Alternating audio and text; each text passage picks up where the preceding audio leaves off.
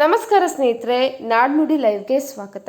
ಸ್ನೇಹಿತರೆ, ನಿಮ್ಮದು PPF account ಇದೆಯಾ? ಹಾಗಿದ್ರೆ ಈ ರೂಲ್ ಮರೆತರೆ ಖಂಡಿತವಾಗಿ ನಿಮ್ಮ ಬಡ್ಡಿ ಕೂಡ ಕಟ್ ಆಗುತ್ತೆ.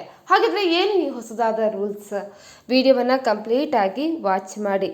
ಇದೀಗ PPF ಖಾತೆಯಲ್ಲಿ 5ನೇ ತಾರೀಕಿಗೆ ತುಂಬಾನೇ ಮಹತ್ವ ಇದೆ. ಯಾಕಂತ ಹೇಳಿದ್ರೆ ನಿಮ್ಮ ಖಾತೆಯಲ್ಲಿರುವಂತಹ ಹಣಕ್ಕೆ ಬಡ್ಡಿ ಲೆಕ್ಕ ಹಾಕೋದು ಇದೇ ದಿನಾಂಕದ ಮೇಲೆ.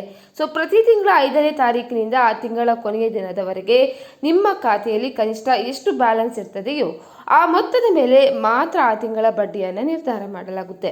ಒಬ್ಬ ಹೂಡಿಕೆದಾರ ತಿಂಗಳ 5ನೇ ತಾರೀಕು ದಾಟಿದ ಮೇಲೆ ಅಂದರೆ 6ನೇ ತಾರೀಕು ಅಥವಾ ಆಮೇಲೆ ತನ್ನ PPF ಖಾತೆಗೆ ಹಣ ಹಾಕಿದರೆ ಆ ತಿಂಗಳು ಆ ಹೆಚ್ಚುವರಿ ಮೊತ್ತಕ್ಕೆ ಯಾವುದೇ ಬಡ್ಡಿ ಸಿಗೋದಿಲ್ಲ. ಅಂದರೆ ನೀವು ಹಣ ಹಾಕಿದ್ರೂ 1 ತಿಂಗಳ ಬಡ್ಡಿಯನ್ನು ನೇರವಾಗಿ ಕಳೆದುಕೊಳ್ತೀರಿ ಎನ್ನುವುದು ನಿಮಗೆ ನೆನಪಿರಲಿ. ಸೊ ಇದನ್ನು ಅರ್ಥ ಮಾಡ್ಕೊಳ್ಬೇಕಾದ್ರೆ ಒಂದು ವೇಳೆ ನೀವು PPF ಖಾತೆಗೆ 1.5 ಲಕ್ಷ ರು ಜಮಾ ಮಾಡ್ತೀರಿ ಅಂದ್ಕೊಳ್ಳಿ. ಸೊ ಈ ಹಣವನ್ನು ನೀವು ಏಪ್ರಿಲ್ 5, 2026 ಒಳಗಡೆ ಡೆಪಾಸಿಟ್ ಮಾಡಿದರೆ ಆ ಇಡೀ ತಿಂಗಳ ಬಡ್ಡಿ ನಿಮಗೆ ಸಿಗುತ್ತೆ.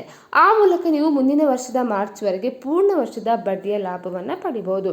ಸೊ ಪ್ರಸ್ತುತ PPF ಬಡ್ಡಿ ದರ 7.1ರಷ್ಟಿದೆ. ಇದರ ಪ್ರಕಾರ 1.5 ಲಕ್ಷದ ಮೇಲೆ ವಾರ್ಷಿಕ ಬಡ್ಡಿ 10,650 ರೂಪಾಯಿ ಆಗುತ್ತೆ. ಅಂದರೆ ತಿಂಗಳಿಗೆ 887 ರೂಪಾಯಿ ಸಿಗುತ್ತೆ.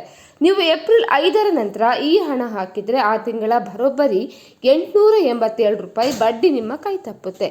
ಆಗ ನಿಮಗೆ ವರ್ಷದ ಕೊನೆಗೆ ಕೇವಲ 9,762 ರೂಪಾಯಿ ಮಾತ್ರ ಬಡ್ಡಿ ಸಿಗುತ್ತೆ.